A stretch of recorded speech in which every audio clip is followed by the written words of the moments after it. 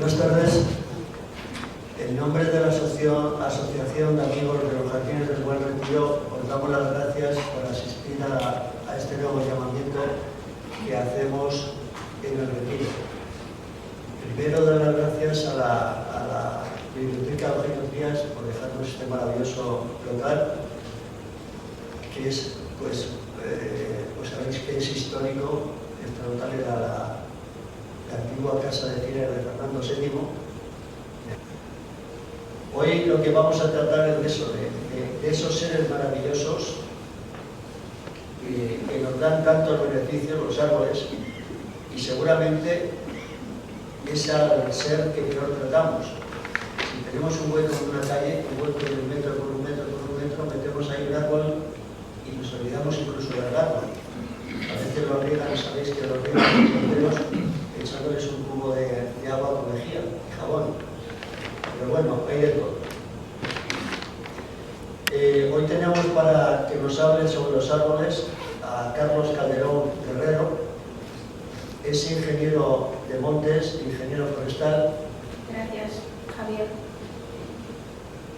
Buenas tardes, queridos socios, amigos, señoras y señores.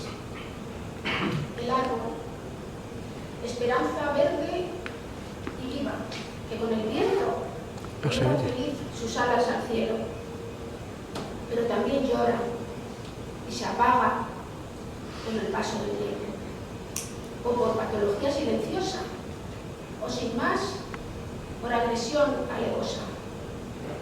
Y sin más, hoy tenemos el privilegio de contar con un investigador de los árboles en general y de los del Retiro en particular.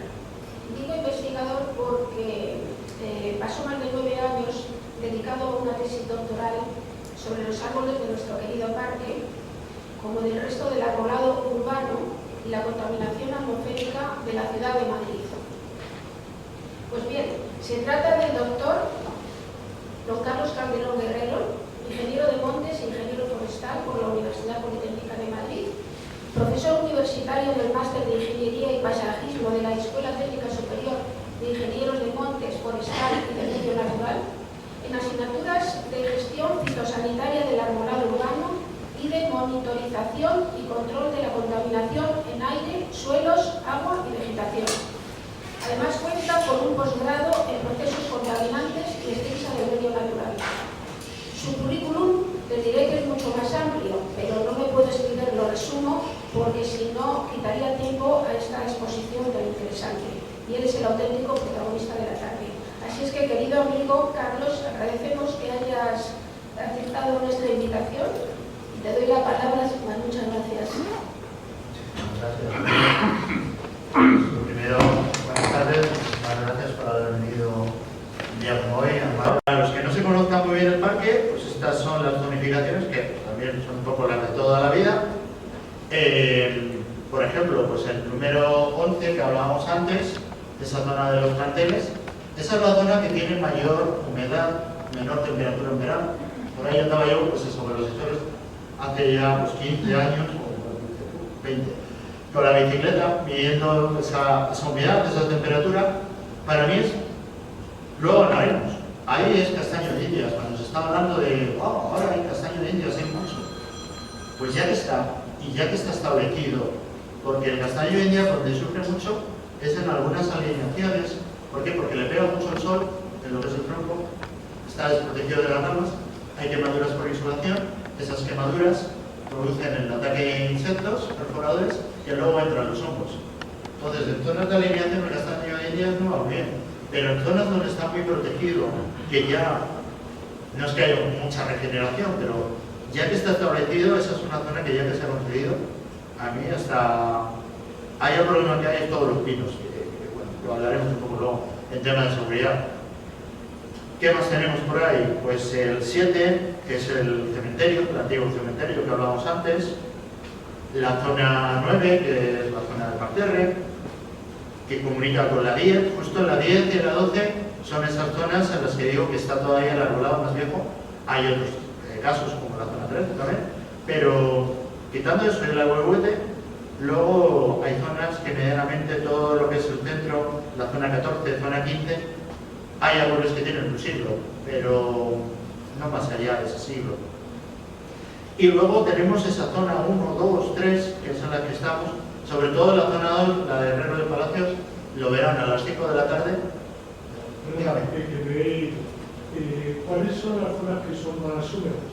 O sea, donde hace menos calor. Bueno, la 11 para mí, esa está La 11 está en dónde? justo donde marco. Siento no tener el puntero, nada para marcar, pero ahí arriba.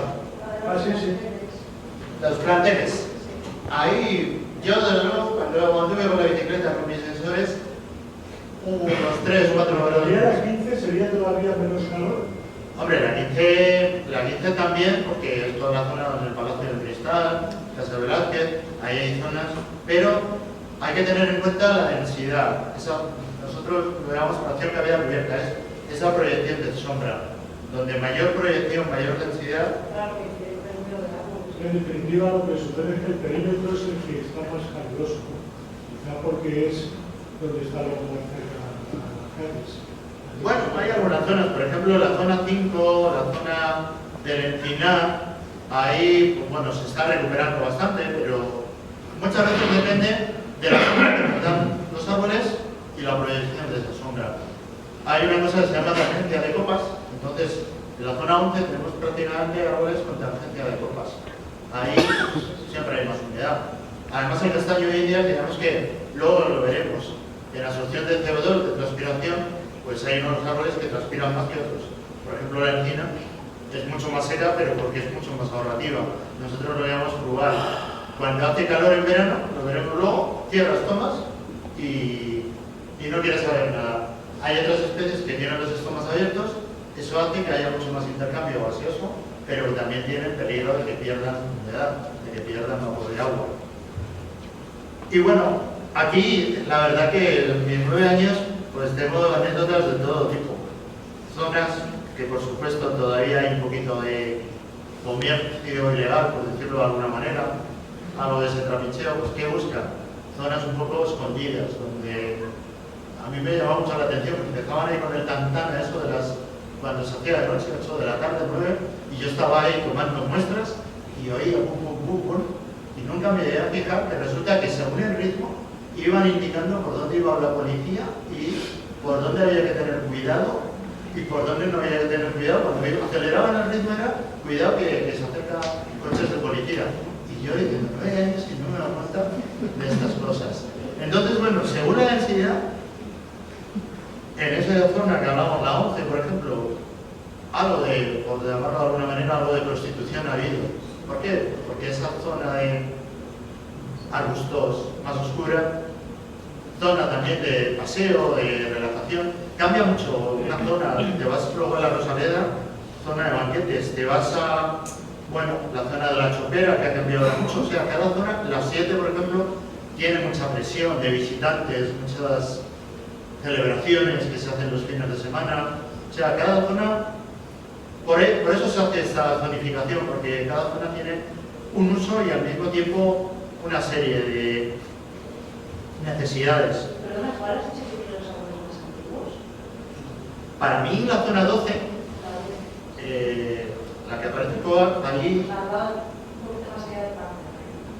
sí, entre el parterre y la Plaza de la Independencia, una parte interior, ahí todavía hay algunos robles que tienen casi 1 metro de diámetro, algunos fresnos, algunos olmos, bueno, ya está renovándose, pero todavía ves esas como reliquias un poco del pasado, que en otras zonas sí hay árboles, yo qué sé, el parterre, la boruete, cipreses scout, es que sí que hay zonas, pero restos un poco de lo que estoy hablando de la era de la independencia, de ahí para atrás, prácticamente hemos visto que el parque, bueno, pero yo creo que esto viene muy bien para saber lo que ha pasado, para ver qué se puede hacer en el futuro y esas nuevas especies. Sí, me hace gracia que el actual ayuntamiento, los actuales últimos, por ejemplo, la zona 17, que pone zona canina, eso es falso completamente. esa zona canina es la mitad de la mitad de eso. La está localizando para meter ahí su maquinaria, para meter sus tierras, para meter. Esa es la primera. La otra, la de al lado, la que pone debajo de 0,6, esos son los viñedos, estufas y viñedos. Eso eran reactivos. Pero no se les olvide que son reactivos. Sí, bueno, las estufas de retiro son algo que... Sí, sí. Este gran quesito, a mí nunca me gusta. Yo siempre a mis alumnos les digo, estos quesitos chiquititos poner otros. Pero bueno, en este caso sirve pues, para ver que hay ese 2-3% representativo. El plan, un poco lo que quiere buscar es que no haya más de un 10% de una única especie. Entonces ahora mismo, bueno, yo ahora mismo pues también hay que puntualizar. El inventario no me tocó hacer a mí porque yo pedí datos del inventario y no tuvieron nadie en dármelos. Pues me tocó inventariar de aquí esto, 6 mesecitos, y eran unos 22.000 árboles. Luego ya, aquí en el 2016, pues ya estamos con los 19.000. Las últimas cifras... ¿Esto es el retiro? Sí, esta es la distribución de arbolado del retiro, por especies. A exclusión de castano es el castaño de Indias. ¿Y en qué año?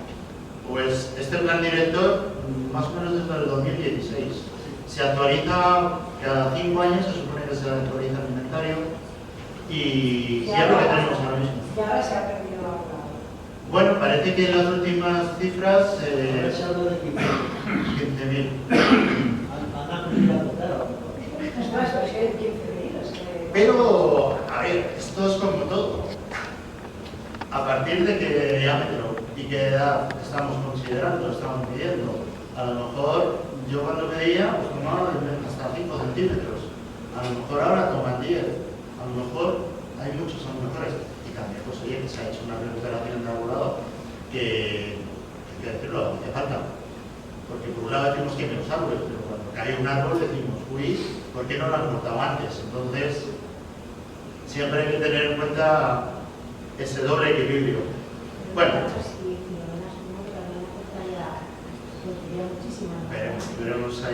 veremos una foto. Pero esto de que caída de árboles, luego lo verán. Yo para tomar muestras, que me valía cuando todo el mundo salía, hablo antes del plan general de cuando desalojaban. Cuando salían yo entraba, porque las ramas que cortaban yo las cogía, las llevaba a la universidad, las secaba para luego usarlo para hacer las mediciones. Bueno, pues tenemos a grandes rasgos, luego claro, depende de cómo se sume. Yo cuando me planteé, ya verán un poco que me cogí los cedros, porque aquí los dividen por especies, yo me cogía cedros. Había 500 y pico, 600 cedros, pues era de lo que más abundaba junto con los pinos. Aquí está dividido, pero básicamente tenemos un tercio de castaños de Indias, un quinto de plátanos y luego ya empieza toda esa retahíla de especies que, bueno, poquito a poco ahora voy a ir contando detalles de cada una. Entonces, como ven mucho nombre en latín, pues ahora iremos viendo algunas fotos y detalles. De todo el plan general, una de las cosas que hay que tener muy en cuenta es esto de aquí. El arbolado, tenemos la mitad de los árboles que están con césped. Entonces, una cosa, yo tengo mi corazoncito por estar y puede haber, pues yo valoro todas las opiniones, pero siempre he oído muy mal, los pinos, es que los pinos hay que cortarlos porque no es tal. Los pinos siempre tienen una función de proporcionar sombra a las frondosas, a esos árboles que son más delicados. O sea, no es ningún pecado que haya pinos. Los pinos además decimos, es que los pinos se caen, o los cedros, o no sé qué. Un pino, en Doñana, fijan dunas, no se caen. El problema es cuando los ponemos en sitios que estamos regando mucho. Como un pino, cualquier árbol, tiene un sistema, y ahora hablaré de ello, lo habrán visto aquí, lo habrán visto, es una batalla que tengo perdida. Dicen sistema radicular. Y a mí, y bueno, y el director de mi tesis, José Antonio Sánchez Muñeca, el sistema radical. Radícula es la punta blanca de una raíz, la puntita. Entonces, no hay que llamar, es como al sistema respiratorio, si lo llamásemos sistema alveolar o una cosita chiquitina, no puedes llamar el nombre a todo. todos los libros, sobre todo de agrónomos, dicen sistema radicular, y hasta en este mismo informe del elaborado del plan director seguimos con sistema radicular, y yo es una batalla que doy por perdida, pero es radical. Radical viene de raíz, y es todo. Radícula es una puntita, es como una uña de un cuerpo. No podemos decir que los seres humanos somos seres uña, no. La uña está muy bien, o el apéndice, pero el sistema digestivo no es el apéndice, es muchas más cosas. Bueno, dicho lo cual, con el sistema radical, no radicular, tenemos que el 50% del arbolado está en césped.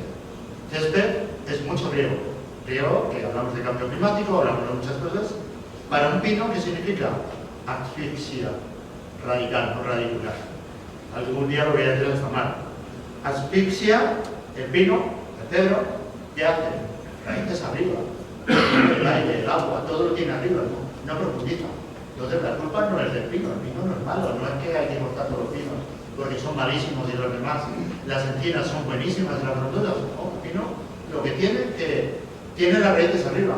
Y si además lo podamos, porque queremos que esté muy esbelto, tenemos pinos aquí en esta zona. Bueno, pues ¿para qué hablar?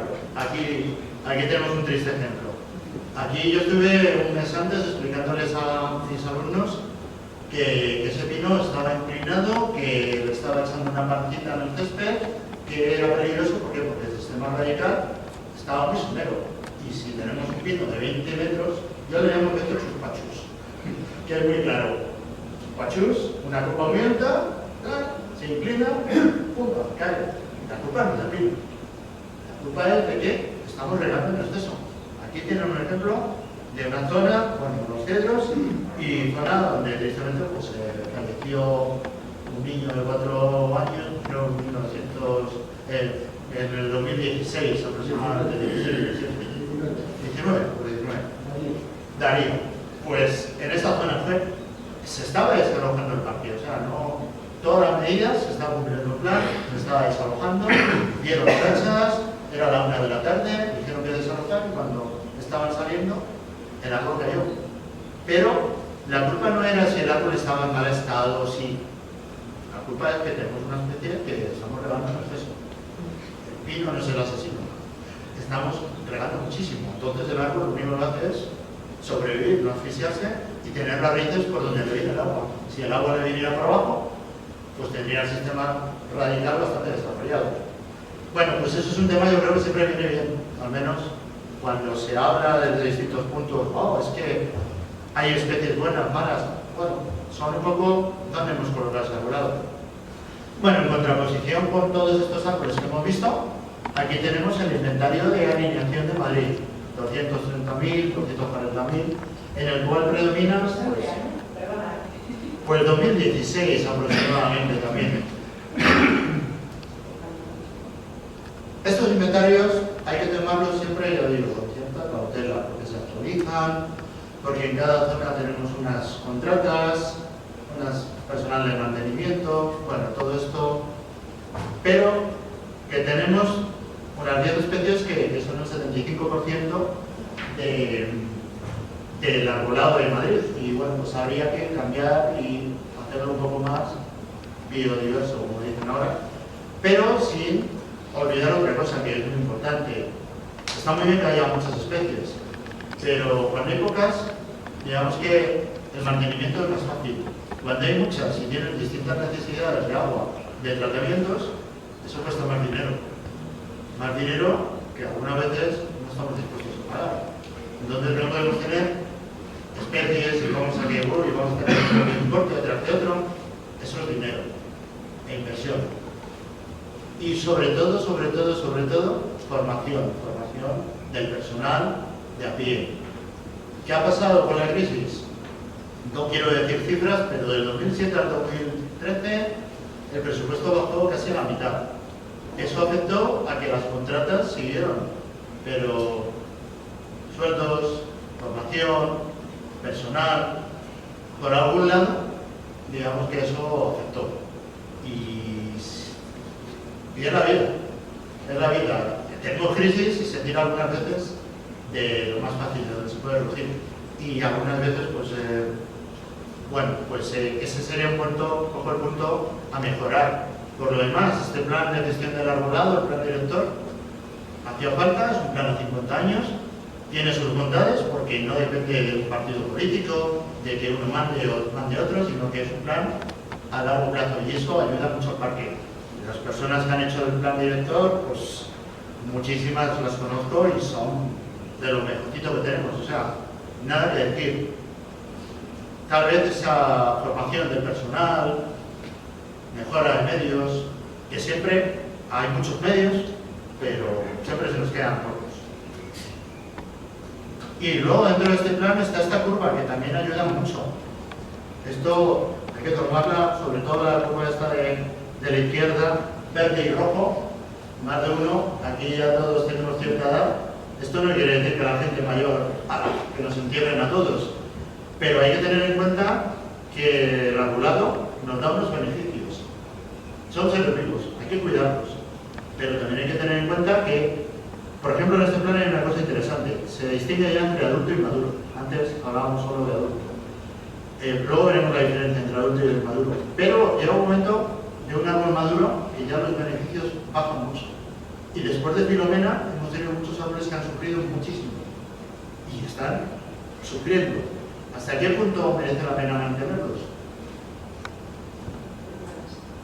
Por un lado, decimos, no, eutanasia no, pero por otro lado, oye, es un arbolado que nos da un beneficio, no nos lo está dando.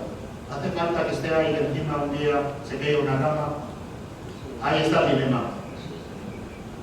Esto sí son criterios económicos, ya lo sé. Queda muy mal decir cuando yo que sé, el coronavirus, que la gente mayor no y la gente joven sí, ya lo hemos vivido y fue muy trágico. Pero aquí hay que pensar también muchas veces en que el arbolado es un beneficio. Estamos invirtiendo, estamos cuidando. Cuando deja de dar ese beneficio, ¿qué hacer con ello? Vendrá mejor que fijen contaminantes para que no nos pase lo que estamos viendo. ¿Qué hay que hacer? Entonces, sé que esto dará pie a algo de polémica luego, de hablar que si esas talas, esos trasplantes, esas cosas. No, claro, pero A partir de ahí, pues ¿qué vamos a tener? Un corte de jurisdicción que disminuye la cantidad de madera, ramas que se parten y ese árbol va decreciendo.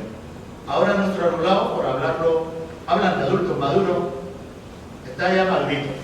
En algunas zonas se está repoblando, pero está madurito. Y ahí es donde hay que plantearse muchas veces madurito, pero madurito con unas podas, esos terciados que hablábamos de hace 30 años, que lo llaman podas no traumáticas, una poda de 30 centímetros. Bueno, pues hay que tener en cuenta que es un árbol que ya tiene sus cosas y que, paso a la siguiente foto, a la hora de cuando hablamos de árbol joven, maduro, adulto, viejo, no hay que tener muy claro los conceptos. Un cerezo, estos árboles que tienen las hojas rojitas o las fibolitas, el tiro del ojo japonés, un Prunus pisardi, su edad máxima a los 50 años está ya prácticamente muerto. Claro, hay otros que con 50 años, un roble o un tejo, es que es joven. Entonces depende mucho de que, aquí llamamos joven y maduro, va por las especies. Un castaño de Indias, pues con 50 o 60 años maduro, pero otros árboles están empezando y otros están ya, muchos frutales están muriendo. Entonces, claro, aquí ahora llamamos joven, maduro, pero la idea es esa, que hay un momento que ya esos beneficios de absorción de contaminantes, de estéticos, ornamentales, de lo que esperamos de un árbol en un parque, lo pierden. Y es duro. Yo, con mis alumnos ahí en Montes, pues les digo lo mismo. ¿Ellos qué hacen? Compran los abetos, los pinos, y los venden en Navidad. Y algunas veces se ríen cuando se lo cuento, y vosotros decís que eso lo pueden plantar en el jardín y sabéis de sobra que posiblemente se vaya a secar esa pitea que tiene ese sistema radical pequeñito. ¿Por qué lo hacéis? Porque bueno, ese árbol ha vivido 5 o 6 años en un invernadero, en un vivero, se ha comprado, vosotros lo vendéis, os vais de viaje a Cuba y eso ha sido el beneficio. Entonces que nadie se eche la mano en la cabeza de por qué un árbol cuando ya tiene sus 100 y pico años hasta que se cae, si hay que mantenerlo o no. Un ejemplo, el arnés del Prado.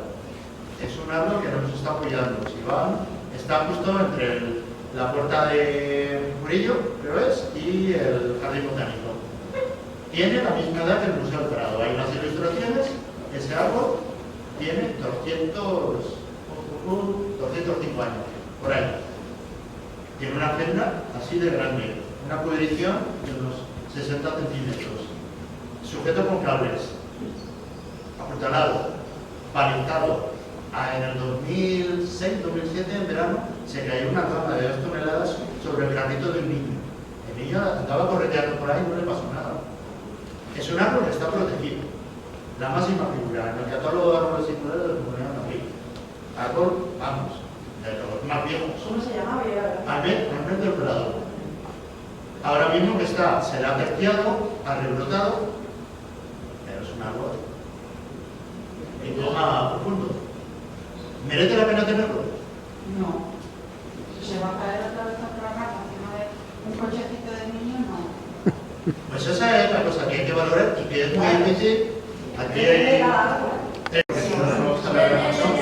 Les voy a poner 2 casos que creo que para mí es lo más novedoso, que es nuevamente el arbolado. Esto va a ser casi todo arbolado del retiro y la contaminación. Ya hemos hablado de los niveles, de población, todas las cosas. Bueno, si yo soy un ingeniero, lo mejor que puedo hacer para mí es decir a la comunidad o al ayuntamiento cuáles son las mejores especies a elegir para que cacen contaminantes. Esa era mi tesis, 9 años estuve con ello. Aquí tenemos a la izquierda, ven una cícula de cedro, unas hojas de castaño de Indias, con bastante polvito, de caliza, de zahorra, y aquí a las afueras del parque, pues también los autobuses ya no emiten tanto humo, pero tenemos ese problema. Entonces, esta zona, Mariano de Cavia, ahí estaba yo empezando mi maravilloso inventario de todos los arbolitos del retiro. ¿Qué tomaba? Los datos de calidad del aire de todas las estaciones de Madrid. Además, cuántos coches pasaban por 2.600 calles, que eso me lo dio también el ayuntamiento. Y aquí me tienen con una pertiga, una cesta de ropa de Ikea y unas tijeras para cortar ramitas de los árboles y analizar la contaminación. Al fondo en esa foto, pues no sé si lo ven, hay una estación de medición que estaba en la Castellana y ya no está. Se trasladó y ahora está... ¿Sí? Museo de Ciencias Naturales y la Escuela de Ingeniería de Industriales. Son 50 metritos, pero se movió. Y nada, y aquí empecé. Todo esto, la verdad que tengo que estar muy agradecido porque el Parque de Jardines me dio permiso para hacer cosas que alguna vez les llama mucho la atención. Esto de aquí, la foto de arriba, es un cedro, de los 3 cedros de Odara que he llamado la montaña artificial y el paseo de coches, justo donde Escuelas de Aguirre. Tomaba muestras. ¿Qué tomaba muestras? Sobre la proyección de copa y sobre los 4 puntos cardinales, porque cuando se hace un estudio hay que tener una metodología siempre para todo. Tomaba 2 kilos, las mezclaba y ahí veía los metales pesados que había en el suelo. ¿Qué especies? Aquí siento que está en inglés, pero yo se lo voy traduciendo. ¿Qué tomaba? 6 especies. Plátano, olmo y castaño de Indias.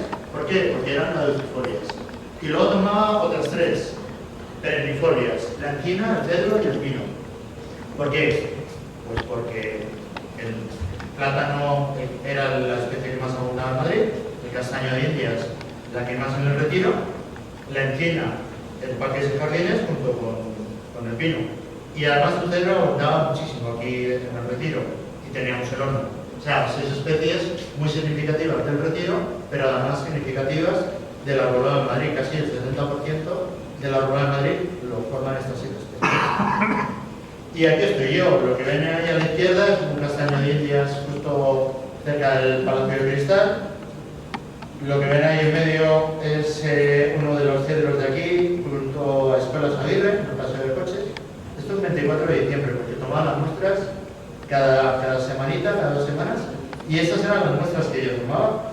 Las llamaba, las analizaba, veía el CO2, por ejemplo en estas encinas veíamos el CO2, de las ramas que se caían, cogía las hojas, las planimetraba para ver la superficie, las secaba y las pesaba. Y con los cedros, que es la foto superior derecha, pues igual, separaba cículas de 1 año, de 2 y de 3, porque los cedros vienen acículas de 3 años. Son perennifolios, pero solo duran 3 años. Eso lo metía en una especie de contenedor con una serie de disolventes. ¿Para qué? Pues para ver todo, hablando rápido, esa porquería, esa caquita que recogían los árboles en su superficie, tanto cedro como castaños. Y es lo que ven en esas botellitas negras, pues todo eso es lo que retenían de contaminación. Eso lo pasamos por otro lado, lo evaporamos, y con el frasquito que ven debajo era lo que mandábamos a analizar al laboratorio, que era sobre todo la cera que tenía las hojas y todo lo que atrapaban de contaminación. Este es el sistema de información geográfica donde estaban todos los árboles. Esto todo el tiempo me tiré haciendo esto. Y resultados, pues 2 casos. ¿Cómo la contaminación afecta a árboles? Aquí tenemos todas las esquinas de alineación de Madrid y las flechitas amarillas donde yo veía que les pasaba algo y me parecía que era daño por zona. Esto es una rama de encina y el daño por zonas, pues en la tabaquilla, esto que ven así rojizo, que parece que se ha bronceado mucho, pues es algo que va pasando una oxidación. Había centros de investigación tanto en Italia como en Valencia que decían que no. Y yo me tiré 3 años para poder publicar el artículo. ¿Qué me tuve que tomar? Encinas de la misma altura, del mismo diámetro, unas con riego y otras sin riego. ¿Qué es lo que ven aquí? Lo que ven en gris es lo que llueve, lo que ven en blanco lo que se riega, y luego la temperatura. Entonces había encinas que tenían, digamos, barra libre de agua y otras pues solo de lluvia. ¿Qué pasa? Pues como hemos dicho antes, la encina aguanta muy bien la sequía. Pero si la estamos regando, pues ella les tomas. Esto son los niveles de ozono a lo largo de 3 años. No superamos nunca esos niveles, esa rayita que ven ahí arriba gris, pero es continuo, como nosotros, estamos viviendo mucho tiempo. El ozono decimos que hace falta calor y tráfico. Pues bueno, tenemos tráfico a las 9 de la mañana, pero no tenemos calor. Pero luego a las 3, sobre todo en verano, ¿qué tenemos? La gente vuelve a casa, tráfico a las 5, ese tráfico de las 5, en lo que se producen las reacciones, se sube a 8.000 metros, pasan 2 horas. Ese desfase quiere decir lo que les decía antes, desde las 18 hasta las 21, 20 horas, que es cuando más deporte se hace aquí, es cuando tenemos mayores niveles de ozono. ¿Qué produce el ozono? Pues estas son mis encinitas, algunas encinas de aquí y otras de la estación de Atocha. La foto que ven en medio donde la eje, esto es como cuando estamos en la playa y se nos queda la mano y nos hemos quemado y luego se queda blanca. Pues la hoja que ven debajo estaría encima. Realmente esa parte verde es la que estaba abajo y no estaba bronceada. Pues tuve que demostrar que no era picadura de insectos, que no eran hongos, que no era contaminación de suelo. Y lo que ven de aquí y allí, pues tristemente esta palabra con el coronavirus no hemos aprendido. Asintomático, sintomático. Eso es lo que tiene una hoja después de 1 año y medio de contaminación por ozono.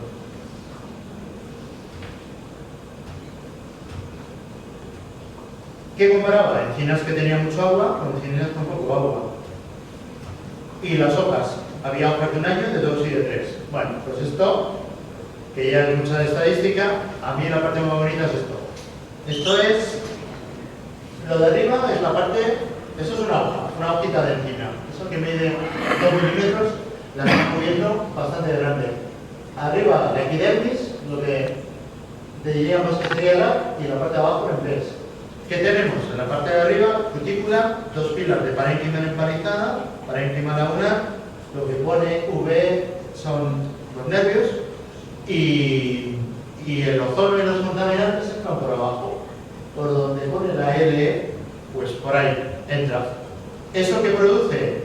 Pues si el aire está sano y la hoja está sana, vamos a tener, es que aquí la pena no es tener nada para marcar.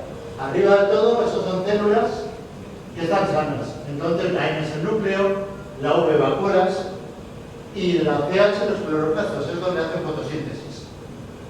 Esos cloroplastos que se ven tan gordotes y tan sanos, aquí no llego mucho, pero esos mismos son después de estar atacados por ozono. Las células se vuelven paredes celulares muy gruesas, oxidación, todo vacuolas, desaparecen los núcleos y los clorocastos pues, también. Vean. Perdona, no entiendo muy bien. Contaminante secundario. Como es secundario, es que hay primarios. El primario es el óxido de nitrógeno que sueltan los coches por el tubo de escape. Sí, sí. Tenemos también hidrocarburos, compuestos orgánicos. Ese olor de, bueno, vamos a echar gasolina. Sí, pero todo eso tiene que ver Eso. con las horas. O sea, No, no. el coche va. Vamos a ello. Esto y esto lo emitimos con el tráfico. Y además, para que se produzca la reacción, necesitamos calor. El calor, a partir de las 12, cuando se va calentando el ambiente. Entonces, un ingrediente y otro contaminantes con calor, eso que está a esta superficie sube a 8.000 metros. Ahí es el desfase. ¿Qué tenemos? Pues por la mañana tenemos tráfico, pero no tenemos calor. Pero por la tarde tenemos tráfico y calor. Se produce la reacción. Es como, no sé, como si tuviésemos una hoja de papel, pero no tuviésemos la llama. Sí. Si tenemos la hoja de papel y la llama, sí que se quema. Pues con esto es igual. El ozono se produce cuando tenemos esas reacciones con tráfico y con calor. Y eso reacciona, pasa 2 horas y el pico, pues aparece. A ver dónde estaba la gráfica. Pues esto, y en rojo, pues esto es una cosa con tinción con el vanilín, con vainilla, y igual, eso rojo que ven, eso lo pone ST, toda esa parte rojita que ven ahí, que es como esos 2 pisos corresponderían a uno de estos granitos marrones que ven ahí. Lo único que, claro, lo estamos viendo pues, con microscopio electrónico y con mucho detalle. Pero eso es lo que produce en una encina en 1 año y medio. Podemos pensar lo que nos puede producir a nosotros y si encima estamos aquí corriendo y respirando y tragando. A ver, no nos vamos a morir todos, pero en grupos como los niños pequeños, asmáticos, gente con problemas respiratorios, eso es lo que produce estas muertes. Que si tienes un poquito te exacerba y te vas a vomitar. Y una vez entras, pero otras veces pues tienes más problemas. Esto es un poco el... O sea, que la encina se lo comemos nosotros y nos hace seco. Esto es lo que quiero transmitir. El arbolado sufre, pero lo que está absorbiendo ellos no lo absorbemos nosotros.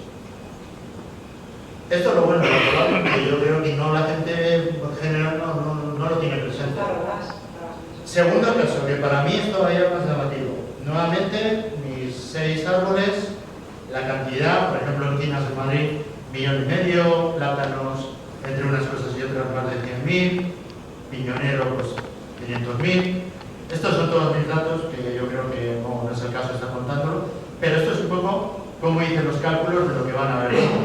Esto, la cantidad de árboles de alineación comparado con otras ciudades, que estamos bastante bien. Y esto es, pues lo que ven ahí en amarillo son todas las estaciones de medición de calidad del aire, los triangulitos negros donde tomé muestras de tierra y todos los árboles de Madrid, tanto en parques y jardines, color así veis, color verde. Todas las calles de Madrid con los coches que pasaban y luego pues cómo fue disminuyendo la contaminación y sobre todo pues el caso ahí se ve bastante bien, 2007, 2008, cómo baja la contaminación y cómo las estaciones, pues bueno, se adaptaron a la nueva normativa, diciéndolo. O sea, baja la contaminación, pero no porque, o sea, no es en función de tu estudio, sino de cómo cambian las estaciones de educación. Todo tiene que ver.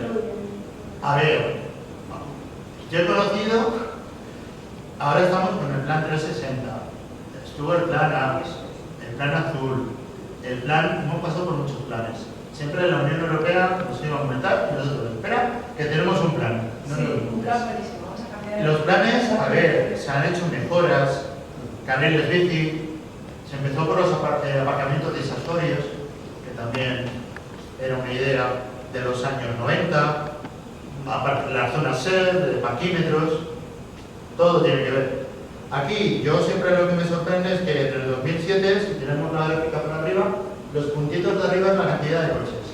2007 empezamos con la crisis. Ahí se ve que tiene un descenso del número de coches en Madrid, pero es un descenso planito, de un 6%. El descenso que se ve en el 2007-2008, tanto en las barras blancas como en las grises, de partículas y óxidos de nitrógeno, coincide mucho con las nuevas reubicaciones de estaciones. Hay todo. Luego ya cada uno que piense, hay muchas cosas que pueden, igual que ahora con Madrid Central. Los estudios que hemos hecho es que hay algunas calles pequeñitas que hay pocos coches, pero los pocos que hay, pues sigue produciendo mucha contaminación. Hay días que hay más contaminación dentro de Madrid Central que fuera. Hay otros días que no. Entonces, afecta el clima, afecta el viento, afecta muchas cosas. No es fácil tampoco y gobernar, menos estar ahí, pues cuesta. Bueno, esta es la parte un poco que sé que es una charla larga, pero ya estoy en las últimas 10, 15 diapositivas. Esta es la calidad del aire en Madrid de los últimos 30 años, conforme a los datos oficiales, las estaciones lo que miden. Cada uno puede pensar lo que quiera, si son buenas estaciones o malas. ¿Casos llamativos? Pues que me conozco, tanto la 16 como la 20, pues es que la 16 de Arturo Soria, que vemos que está en una zona azul, no está en Arturo Soria, está en una calle perpendicular con el tráfico cortado, no entras. Ahí está la estación. Entonces, hay veces que, claro, no vamos a poder poner la estación en un sitio o en otro. Hay unas que están más ubicadas y otras menos. La de Gran Vía, pues no está en Gran Vía. En Gran Vía pasaban 60.000 coches y donde está ubicada en la Plaza del Carmen pasaban 1.200. Bueno, cumplen la legislación y hasta ahí puedo ver. En los últimos 10 años, pues se ve claramente ese nudo norte y esa zona sur. De esto, que ya digo, paré en el 2010 de tomar los datos, la 9, Luca de Tena, la quitaron. Que Madrid tenía 28 estaciones. No hacían falta tantas. Hacía falta una por cada 300.000 y luego las dividieron y cumplen las normativas. Pero bueno, la 9 se quitó. La 2, que estaba en Atocha, se trajo a donde la cuesta de Claudio Moriano, donde los vidrieros, entre el Jardín Botánico y el Ministerio de Agricultura. Luego lo quitaron de ahí y ya se le llamaron Monta del Paco. Ya, entonces, bueno, yo dejé de medir. De aquí para atrás se puede comparar, de ahí en adelante, pues no pude comparar. Lo mismo pasa un poco con la generación de suelos. Estos son los datos que yo obtuve de los suelos de Madrid, hay zonas con más, otros con menos. Lo comparé con suelos de tercería. Yo iba con mis alumnos a la tema de prácticas y decía, bueno, pues en tercería, aún así hay algo de metales pesados en el suelo. Pero claro, ¿qué nos tenemos que ver? Pues que la legislación algunas veces, esto que ven ahí marcado en verde es los contenidos máximos de metales pesados en suelos de Madrid. Las VR, zonas naturales. Pero la de otros usos urbanos y industrial, tenemos unas cantidades, esos 100.000, 11.700 de zinc o 2.700 de plomo. Si nos vamos a la derecha y comparamos con Holanda, 85, 530, Canadá, Italia, 100, vemos que hay fallado. Hay mucha diferencia. Y vamos a lo que vamos. Suelos de Madrid. Estos son los suelos con mayor contaminación por plomo. Cosas interesantes. El nudo norte, el nudo sur, la M30, salida de la carretera de La Coruña. Siento no poder reivindicar, pero bueno. Paseo de Extremadura, esto que ven aquí, la zona de los cuarteles.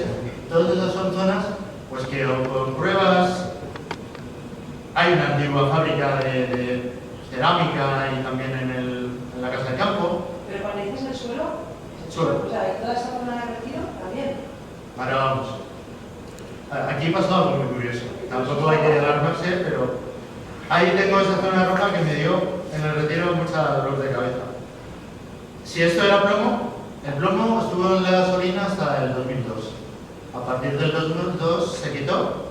El plomo es un antidetonante que se ponía en la gasolina y se cambió por bario. Pero eso continuó en el suelo, porque muchas veces hemos visto la parte buena de los árboles, pero no es maravilloso. Todo es el polvito, todo eso que recogen, o la hoja cae, o llueve y cae, todo acaba en el suelo y todo acaba en el agua y en los ríos.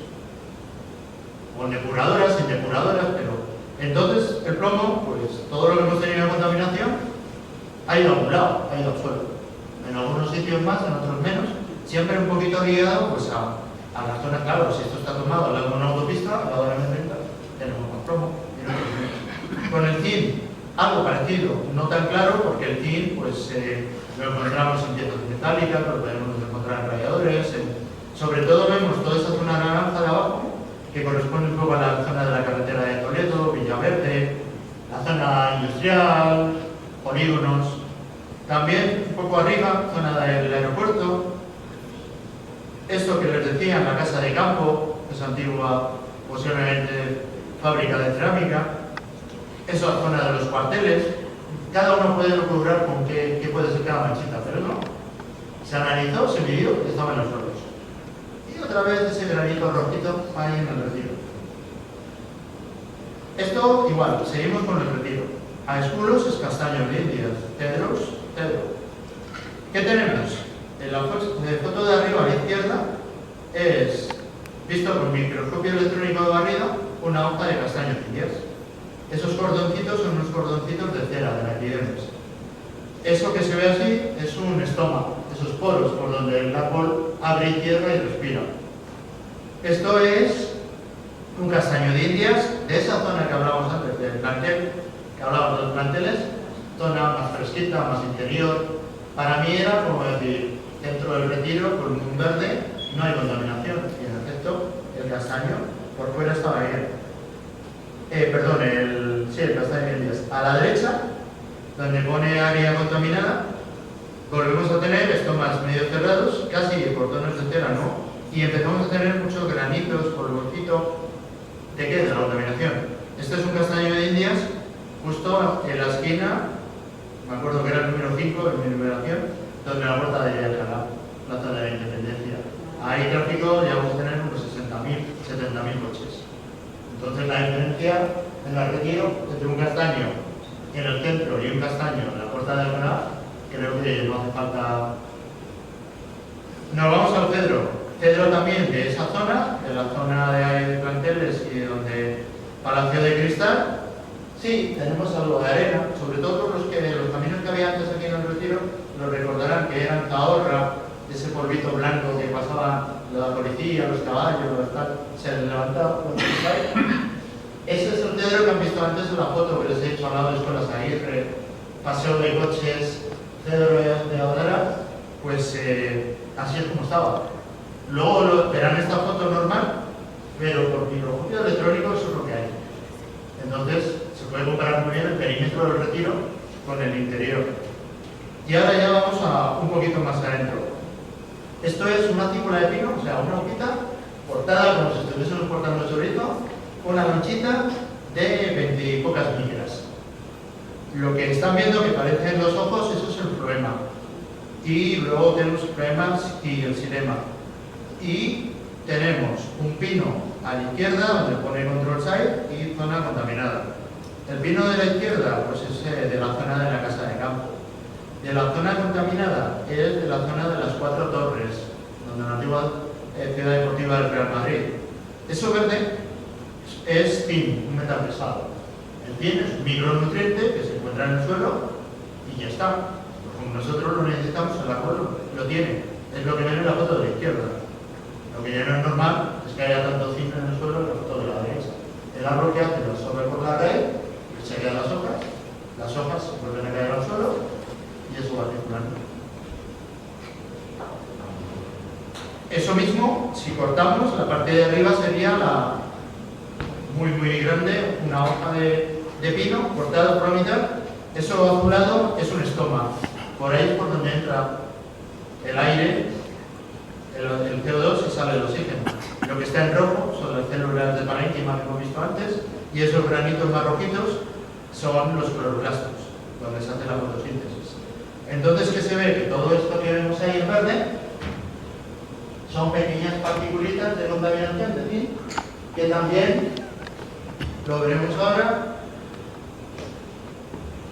Eso que brilla tanto es un canal resinífero que lo usa para descontaminarse. Entonces tenemos contaminación por flema y xilema que viene del suelo y ahí arriba lo van a ver con más detalle. Eso es un estoma y esos puntitos verdecitos son partículas de contaminación que han entrado a través de los estomas y están dentro del árbol. Bueno, partículas. Esto es un árbol. Piensen en... Yo siempre me acuerdo en mi época joven, cuando ibas a la discoteca, te sonaba la nariz cuando volvías a casa. Pues esto es parecido, pero lo están filtrando los árboles. Eso es lo que hacen los árboles del retiro. Esto es un nervio de una hoja de plátano, el nervio central. De nuevo, un plátano a la izquierda en la casa de campo, el plátano a la derecha, la parada de autobuses de Plaza de España.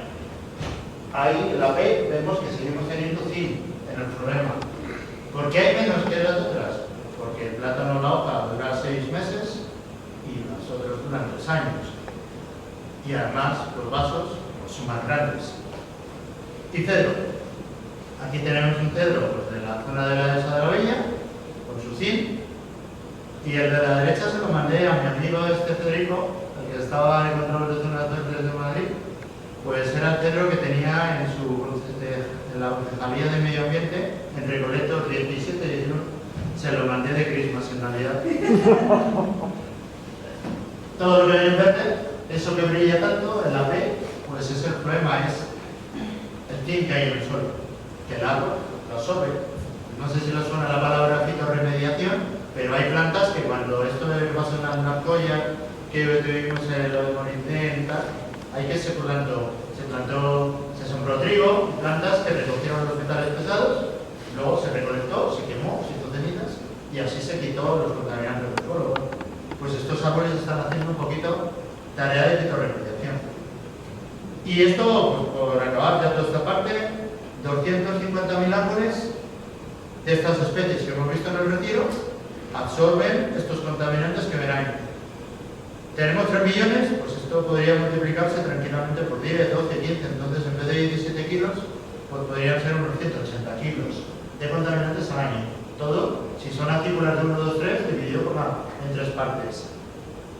Amigos míos me decían, después de los años y te sale esto. Y bueno, no es que ni mucho ni poco, pero 1 kilo de plomo, si nos vamos a la normativa de calidad del agua del canal Visual Segunda, de creo que eran 4 ppb, contaminarían 40 piscinas olímpicas. Y ya eso... Pues ya vale un poco plomo, pero vale un poco más. Bueno, pero incluso el mercurio, por ejemplo, y el arsénico, que están en cantidades mucho más pequeñas, muy poquito contaminan mucho. Mucho más. El bario, cosas de estas, o hierro, bueno, contaminan, pero no tanto. Pero hay metales pesados y contaminantes que son muy contaminantes. Entonces, bueno, pensar que estos árboles están haciendo esta función. Si no estuvieran, nos lo estaríamos tragando nosotros.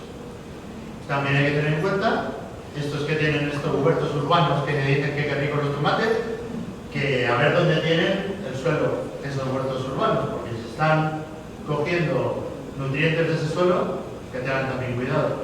O sea que todo hay que tener igual, lo saben, está prohibido coger y comer frutos de parques urbanos de Madrid. Aparte de que esté prohibido por muchas razones, una de ellas es pues que puede haber algo de contaminación. Y este finalmente es el mapa de todo Madrid, que me salió de la tesis, con las calles en rojo, las más contaminadas, naranjas menos, y se ve muy bien en el retiro pues ese efecto que hace de como un verde filtro de cómo poco a poco el aire está más sano en el interior. Pues que tenemos ese filtro, si no tuviésemos ese filtro, pues no estaría. Zonas rojas, pues bueno, Plaza Elíptica, M30, principales arterias de Madrid, la Castellana, la M40, el intercambiador de Moncloa, bueno, todo lo que viene en rojo. Obviamente son las zonas que cada uno puede saber un poco dónde vive y su contaminación. Esto es que absorbe el arbolado, no somos nosotros, pero cuando las barbas de tu vecino veas, pues las tuyas no lo mojan. Y otra cosa interesante, y por esto ya sí que ya voy acabando, tenemos los árboles que más CO2 absorben de estos 6 que hemos visto en el retiro. De los que más, el olmo, el cedro y el pino. También el castaño de Indias. Algunos decíamos que hay que quitar esos árboles, que malos son. La encina, pues bueno, es más ahorrativa y absorbe menos CO2. Esto varía, además, no se puede generalizar. Yo hay una cosa que odio cuando vemos estos anuncios, estos carteles. Nuestra flota ha hecho un estudio de CO2. Esos estudios están hechos con especies de Estados Unidos, con climas de Estados Unidos, con suelos de Estados Unidos. Hay que tomar datos nuestros de aquí. Pues los datos de aquí ya se puede opinar. Entonces habrá un horno que si no tiene riego tendrá poco CO2, absorberá poco CO2, y si tiene mucho riego absorberá mucho. O sea, dependerá de la cantidad de condiciones para que esto varíe. Pero de media, ¿por qué he puesto ahí recuadrado estas tres especies, los cedros, los pinos y los hongos? Pues porque estos, aparte de fijar mucho CO2, retienen metales pesados, lo hemos visto antes. Y además, digamos, yo cuando voy a los coles, les cuento a los niños que el pino es como si fuera el un portero que las para todas por arriba. El cedro, por la forma que tiene icónica, las para todas por abajo. Y el olmo, esa forma poco, digamos, que tiene elíptica, las para por medio. Entonces, si hacemos una mezcla, un apantallado entre pino, cedro y olmo, vamos a tener acículas durante todo el año, no se le caen las hojas. El olmo se le cae, pero además retiene muchas partículas. Está fijando CO2, absorbe mucho CO2 y retiene partículas. Pues esto se puede aplicar ahora a lo que diríamos de ¿qué especies son las más adecuadas? Bueno, pues, si queremos que absorban contaminación, un ejemplo sería estas. ¿Que queremos que tengan flores? Oye, pues otras. Pero hay que ver si queremos florecitas o queremos tener calidad de aire. Entonces esto es un poquillo de las conclusiones que ya podemos ver. Un aumento de 10 microgramos en ppm aumenta el cáncer de estómago, de pulmón, en estas proporciones. Esto es del 2013. Ahí lo dejo, ya es decir, tenemos una especie que me cumpla una función, me cumpla otra, o varios. Están viendo el quesito de lo que absorben de suelo y las mejoras que producen en la calidad del aire.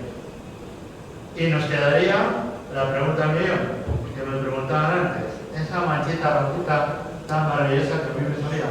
Bueno, me tocó, hice mi tesis en Suiza. Estar allí, me miraban mal diciendo, este españolito ha etiquetado mal todo. Tuve que volver, coger mi coche y volver, tomar muestras de nuevo, ir allí y analizarlas. Las analicé y me volvió a salir los mismos resultados. Que en esta parte del retiro, ahí había algo que me tenía loco. Yo, por supuesto, toda esta parte de historia que hemos visto antes, pues no me la conocía. Pero aparte de conocerla, hay que demostrarla. Entonces, volvemos a nuestro querido Carlos III, su fábrica de porcelana y loza que puso en la zona de ahí del Ángel Caído, y su porcelana que trajo de Capodimonte, y esta fábrica estuvo funcionando pues hasta 1812. Ahí, nuestro amigo Napoleón, hemos visto, todo esto me tuve que buscar la vida con planos del archivo histórico, pues montó sus defensas, y los señores ingleses que tanto nos quieren también, Wellington y compañía, cuando se fueron, volaron, aparte de la fábrica que se quedaron todos, pues volaron los depósitos donde estaban los ingredientes para hacer esa porcelana, esas pinturas, esos pigmentos, entre los cuales, pues esto no es mío, pero me vino muy bien, hubo otro loco de aquí en el retiro que le dio por tomar cristales y trocitos de porcelana de cuando se hicieron una serie de excavaciones y analizar pues esos pigmentos y qué concentración tenían de óxidos de plomo y de bario y de boro. Y oye, mira, que la porcelana resulta que un 27,2% tenía plomo. Pues, a eso me vino genial para mis suizos. Y se mantiene ahí. Entiendo que poco a poco se ha ido renovando. También depende de los estudios. Hay muchos estudios científicos, pero depende de la profundidad. Hay estudios en Arabia Saudí, por ejemplo, que toman solo la superficie, lo que se barre de la calle. Hay otros estudios que toman un metro. Entonces, según lo que quieras que te salga, tomarás menos o más o menos superficie. Pero sí, que hay estos residuos, pero tampoco nos tenemos que asustar. Pues eso sí, hay en Roma, hay en Atenas. ¿Por qué? Pues donde había áforas, donde había fábrica de cerámica, donde tal. ¿Qué está eso? Yo bajaba antes al baño y me he visto las paredes que se ven en los baños y ahí hay restos de escombro y cosas. Pues bueno, pues está. ¿Por qué? Pero mí me dio mucho dolor de cabeza, así que me salvó Napoleón. Después de 9 años pude publicar la tesis, pero sí, y es eso, los árboles lo toman del suelo, lo bombean por la raíz, tienen un poquito las hojas, vuelve a caer. El plomo es muy poquito bioasimilable, un 5%. El til ya lo hemos visto. Esas partículas que hemos visto con esas manchas verdes se absorben muy bien por las plantas. Entonces habrá plantas que absorban más, que absorban menos. Pero es que lo que tenemos, hemos tenido aquí romanos, árabes, franceses, Napoleón, hemos tenido todo y es lo que tiene el retiro. Entonces, por resumir, ¿cuáles son las especies recomendables? Pues aquí vemos el castaño de Indias, que no lo hace mal, recoge todos esos polvitos blancos, todos estos capas de favor, la de caliza que había antes, pues lo hace. Lo que vemos arriba, esos pelitos, son de la encina. Las encinas tienen tricomas para protegerse de la sequía. Y luego el otro es una hoja de plátano que también cuando son jóvenes tienen ese pelito, esa borra, que ayudan a retener partículas. Pero nuestros campeones son las acículas de pino, eso es un pino de la castellana, todo ese barro o polvo que tiene, pues es lo que retiene. ¿Por qué? Y luego esto de aquí, pues el cedro. El cedro, hay una palabreja muy enterada, en botánica se llama braquioblasto, que es esa distribución en 3 dimensiones que tienen las acículas. Eso hace que capte en todas las direcciones. Un chopo, por ejemplo, un chopo temblón, ¿qué tiene? Una hoja mucho más grande, pero se está moviendo así, con el viento. Las partículas llegan, chocan, se caen. Aquí lo que está haciendo es que tiene plazas, tiene resinas, es pegajoso. Se ve mejor aquí en esta foto. Todo la porquería que hay por el aire lo atrapa. Que sí, que acabará en el suelo, que acabará en el agua, que acabará donde acaba, pero al menos en nuestros pulmones no. Y esto es lo que hacen, por ejemplo, los cedros del retiro. Esto es una acícula, son acículas de aquí al lado, 300 metros habrá. Entonces, para mí esto es una cosa que, más que hablar de uy, la boluete, no sé qué, creo que es interesante. Y ya por finalizar, pues un pequeño paseo de las especies más representativas, árboles singulares, el almohuete que hemos estado hablando todo el tiempo, Taxodium cupronatum, está muy protegido, muy cuidado. Tuvo una época de una tormenta que se partió una rama, alguien que fue con un hacha, no sé qué hizo también, pero bueno, por eso se le puso esas protecciones. Y bueno, es nuestro árbol así más representativo. La edad, pues ya hemos visto todo lo que pasó por ahí. Taxodium, este era un pronato, este es dístico, cipreses de los pantanos. Su característica principal, los neumatóforos, esas raíces que desarrollan los pantanos en el agua, les permite respirar. Eso que veíamos antes de que, uy, este pino que tiene las raíces y se vuelca. Bueno, pues este árbol se ha buscado la vida pudiendo respirar en el agua gracias a esas raíces. Nuestros cupresus de la zona del Parterre, con esa poda topiaria tan característica, el arnés plateado que tenemos aquí en los jardines de Cecilio Rodríguez. Este, pues, como siempre, hay mucha polémica. Estamos en el Parterre otra vez y este es un magnolio. Los puristas no lo quieren ni ver. ¿Por qué? Pues porque Parterre es un estilo francés con esos bordados, bordaduras que hemos hablado antes, y no pinta nada, una especie de otro continente y que descoloca. Pero bueno, tenemos el almohuete que también viene de México y compensa un poco. Tal vez los puristas dicen que el día que se seque este árbol que no lo extraer. Pero bueno, ahí está y es algo singular. ¿Cuántos años tiene? Pues posiblemente tenga un siglo y poco. No, a ver, es que los árboles... No, quiero decir que entonces, ¿qué van a poder hacer? No es una... Me están diciendo la hora, pero lo bueno de todo es que esta es la última diapositiva. Así, bueno, la penúltima. El estanque El Chabato, después de muchísimas horas, y esos somos, esos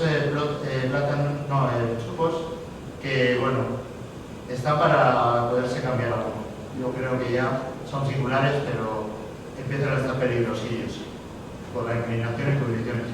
Y esto, pues como Javier me pidió, uno de los problemas que hay con las desbrozadoras de cable que van anillando y cortando a los troncos, pues esta foto es del 2009, la saqué en Inglaterra.